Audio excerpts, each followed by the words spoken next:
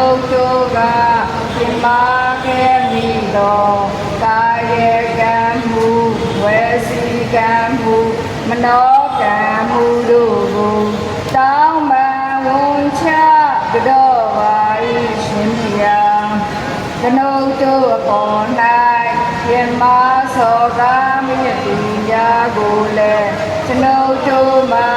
ဒီခါကြည်ခွေလောတော်မူ၏ရှင်ဘုရား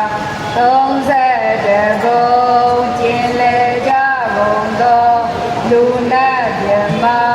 တတ္တဝါအလုံးချမ်းသာကြပါစေချမ်းသာကြပါစေဘေးရန်ခတ်သိမ်းကင်းငြိမ်းကြပါစေဆိုရိတ်ခတ်သိမ်းကင်းငြိမ်းကြပါစေ